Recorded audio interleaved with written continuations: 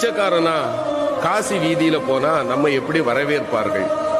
அதனால அவர் பிஷாண்டி தானே, அவருக்கு ஒன்றும் புதுசு இல்லையே. அவர் ஒரு பிச்சைக்காரனாக வீதியில் வருகிறார். வந்து வீடு வீடாக கையேந்துகிறார்.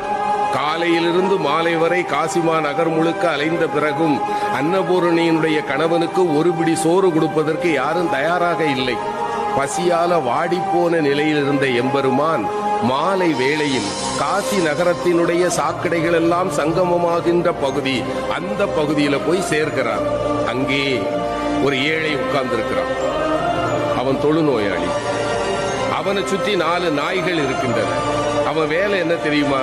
காலையிலிருந்து சாயங்காலம் வரைக்கும் எங்கெங்கெல்லாம் அலைய முடியுமோ அலைஞ்சு அவனுக்கு உணவை கொண்டு வருவான். 5 பங்கு வைப்பான். தன்னை சுற்றி இருக்கிற 4 நாய்களுக்கு 4 பங்கு, 5வது இவனுக்கு.